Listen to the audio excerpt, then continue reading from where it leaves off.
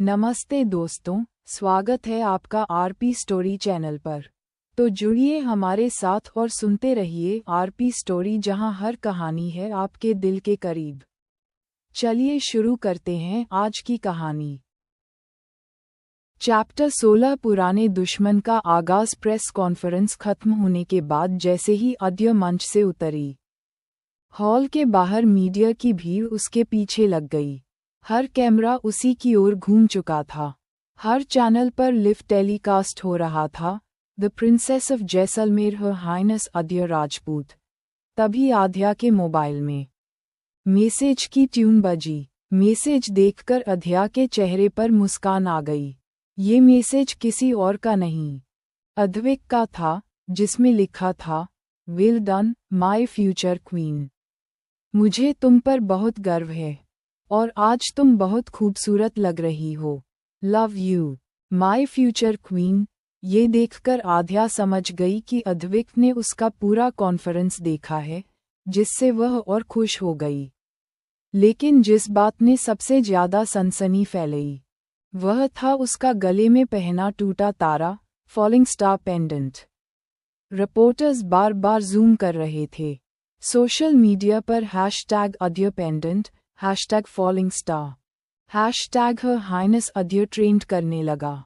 कुछ ही घंटों में ज्वेलरी एक्सपर्ट्स ने एनालिसिस करना शुरू कर दिया।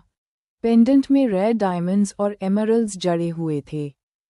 इसकी कीमत लगभग 100 करोड़ रुपए आंकी गई। और सबसे रहस्यमय, इसे डिजाइन करवाने वाला कौन था? हर अखबार, हर चैनल, हर सोशल मीडिया पोस्ट बस इसी पेंडेंट की मिस्टरी की बातें कर रही थी। प्रेस कॉन्फ्रेंस खत्म होते ही राजपूत काउंसिल ने एक ऑफिशियल सर्कुलर जारी किया, the falling star pendant worn by her highness Adya Rajput is not only a piece of jewellery but a symbol of heritage. Its origin remains undisclosed. It is a personal gift to the princess, and no further details will be revealed. ये circular निकलते ही curiosity और बढ़ गई। अब लोग speculate करने लगे, क्या ये उनके परिवार की विरासत है? क्या ये किसी खास ने गिफ्ट किया है? या फिर ये किसी अननोन एडमायरर का सिंबल है? हर जगह बस यही चर्चा थी।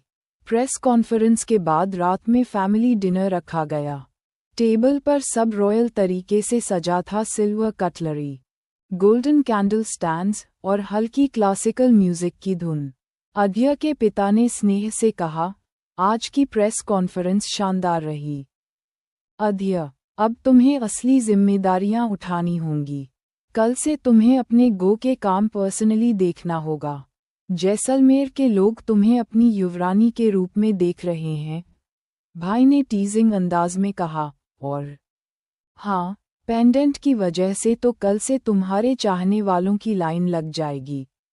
अद्य बस मुस्कुराकर चुप हो गई। लेकिन अंदर ही अंदर पेंडेंट को छूकर उसने वो पल याद किया, जब एडविक ने उसे ये दिया था। ये उसका उसके लिए प्यार था, जो वह हर पल महसूस कर पाती थी, जो उसे हर काम करने की हिम्मत और प्रेरणा दोनों देता है। अगली सुबह अद्य के कमरे में रॉयल सर्वेंट्स तैयार खड़े थे।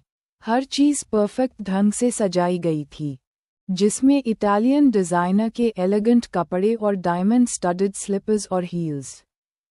सटल रॉयल मेकअप शामिल थे। आज आध्या को कुछ और सोशल वर्क के लिए जाना था। अद्य ने फ्रेश होने के बाद एक सिंपल और एलिगेंट पीच कलर की ड्रेस पहनी और बालों को लूज कर्ल्स में सेट किया गया। उसके लुक में वो ग्रेस थी जो उसे एक मॉडर्न प्रिंसेस के साथ साथ एक पावरफुल बिजनेसवुमन बनाती थी। जब मिरर में उसने खुद को देखा, तो सच में लग रहा था, अ क्वीन इन मेकिंग। दूसरी तरफ असर एम्पायर के 50th फ्लोर पर अद्विक के ऑफिस तक नहीं पहुंच पा रही थी। कांच की विशाल खिड़कियों के पीछे अद्विक खड़ा था, शहर की रोशनी और एम्पायर की चमक देखते हुए। उसका दिमाग पिछले कुछ दिनों की घटनाओं में उलझा हुआ था। अद्य की प्रेस कॉन्फ्रेंस, एनजीओ का वायरल सक्सेस और उसके बाद का सीक्रेट डिनर। फोन की अचानक घंटी ने उसे बाहर की दुनिया से फिर जोड़ दिया। उसने हाव भाव नहीं बदला, सिर्फ स्क्रीन पर नंबर देखा। रुद्र, अद्विक ने नाम फुसफुसाया। फोन पर वही शख्स था, उसका राइवल, जो कुछ महीने पहले तक गायब हो चुका था। तुमने सोचा होगा कि अब मुझे दबा सकोगे। अद्विक, रुद्र की आवाज में थोड़ी सनक और ज्यादा ऑब्सेशन थी। लेकिन अब मैं तुम्हें रोकने नहीं वाला। तुम्हारे पास जो भी है, तुम्हारी ताकत, तुम्हारा एम्पायर, वो सब, तुम्हारे पीछे एक कमजोरी है। और वह वीकनेस, वह अध्या है। तुम्हारी खूबसूरत युवरानी। अद्विक की आंखों में अचानक आग झलकी। उसने फोन की स्क्रीन पर ठंडी, कैलकुलेटेड आवाज में कहा, रुद्र, तुम्हें अपनी औकात याद रखनी चाहिए। अध्या मेरे लिए सिर्फ कोई वीकनेस नहीं है। वो मेरी दुनिया, मेरी ताकत है। अगर तुमने किसी भी तरह उससे छेड़छाड़ करने की कोशिश की, मैं तुम्हें जिंदा भी नहीं छोड़ूंगा। रुद्र हंसा, उसकी हंसी में पागलपन और ऑब्सेशन दोनों झलक रहे थे। तुम कभी नहीं जीत पाओगे।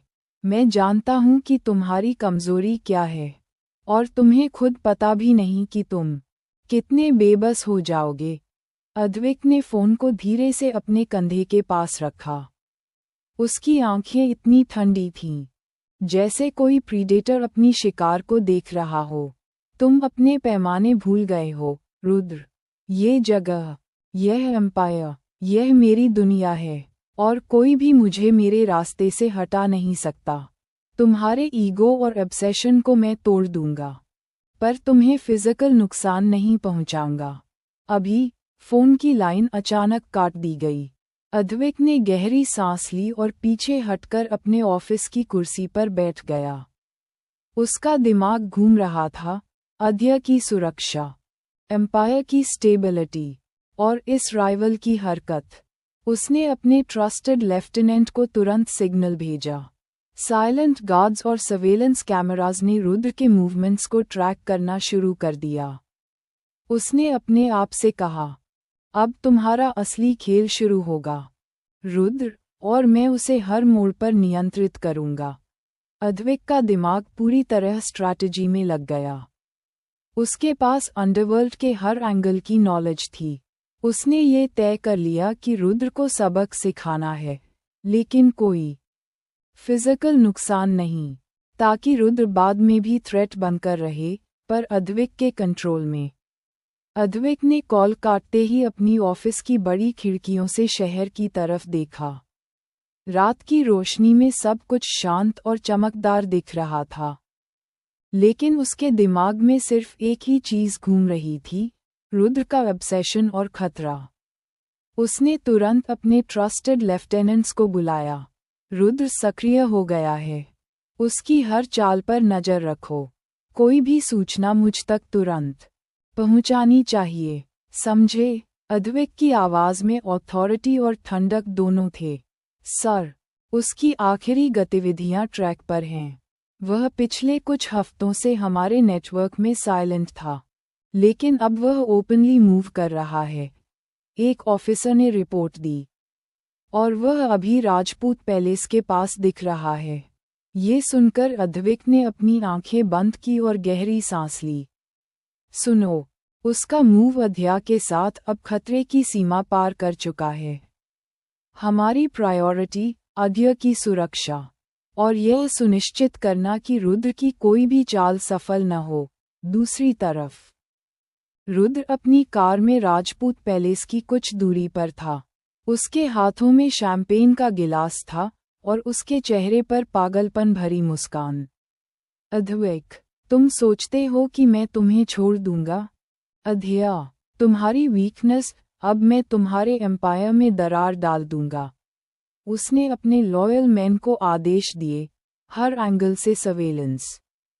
पता लगाओ, अध्या कहाँ है, और अद्विक कब अकेला होता है।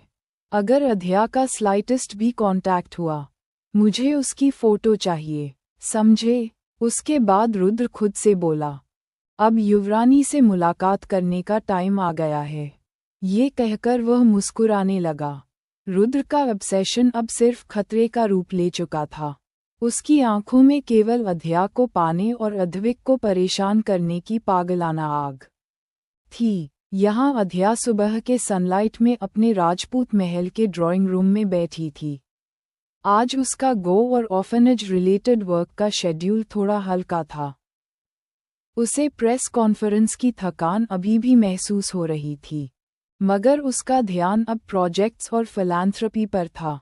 अध्या, लंच के बाद आपकी कुछ बिजनेस मीटिंग्स भी हैं, मीशा ने जेंटल रिमाइंडर दिया। अध्या ने हल्की मुस्कान दी। हाँ, लेकिन पहले मैं बच्चों और एल्डर्स के साथ थोड़ी देर रहना चाहती हूँ। उन्हें भी ध्यान देना जरूरी है। साथ ही महल के मेन गेट पर एक लग्जरी कार आई। ड्राइवर ने विजिटर के आने की सूचना दी, एक वेल ड्रेस्ड हैंडसम बिजनेसमैन। उसका डमीनर रिफाइंड, काम और सोफिस्टिकेटेड था। Who is it? अध्या ने स्लाइटली क्यूरियस होकर पूछा। सर रुद्र, मैडम, एक स्टाफ ने फॉर्मल टोन में अनाउंस किया। अध्या की आईब्रोज स्लाइटली रेज हुईं। रुद्र ने अपने कपड़ों और स्माइल के साथ प्रोफेशनल ऑरा क्रिएट किया, बिल्कुल ऐसा जैसे कोई इम्पोर्टेंट इन्वेस्टर हो। अध्या ने सटली अपनी क्यूरियोसिटी हाइड करते हुए कहा, bring him in, let's see what he wants. Rudra ने बो करते हुए एंट्री की। उसकी आंखें कॉन्फिडेंट और जेंटल स्माइल ने कमरे का माहौल इंस्टेंटली चार्मिंग बना दिया। गुड आफ्टरनून, मिस अध्या, उसने स्वाव टोन में कहा। I've heard about your remarkable work with the orphanage and women empowerment initiatives. It's really inspiring. अध्या ने politely respond किया। Thank you. I try my best. And you are?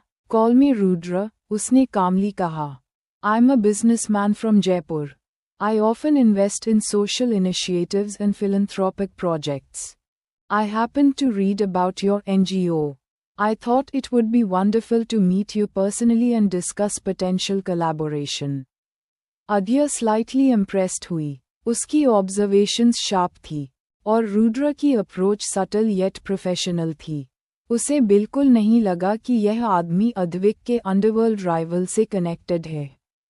Sure, let's sit here, अध्या ने gesture किया।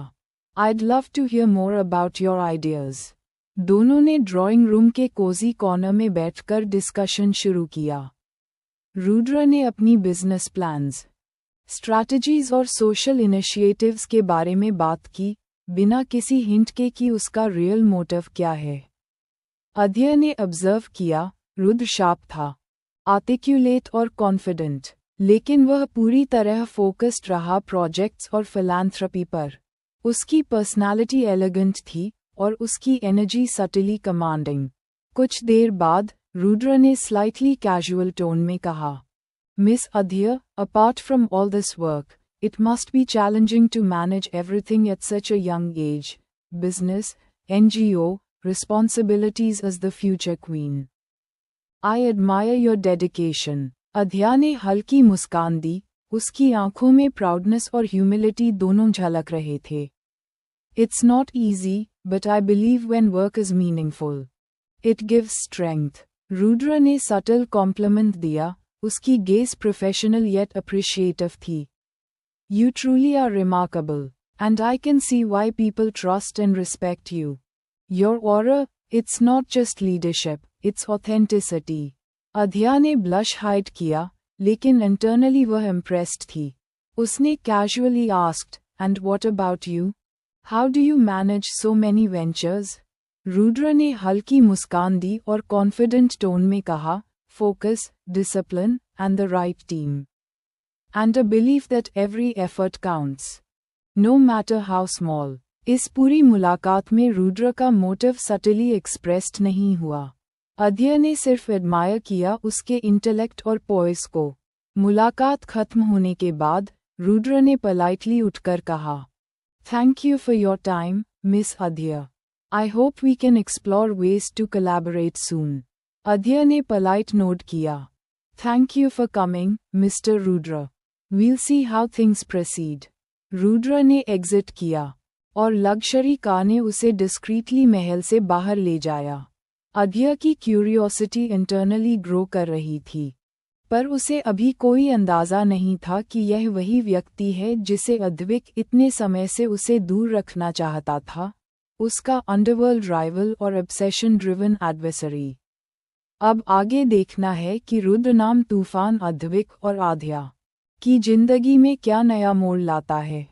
क्या होगा जब अद्विक को पता चलेगा रुद्र और आध्या की मुलाकात के बारे में? क्या वह लेगा कोई फैसला रुद्र के खिलाफ, या फिर आध्या आएगी दोनों की दुश्मनी के बीच में?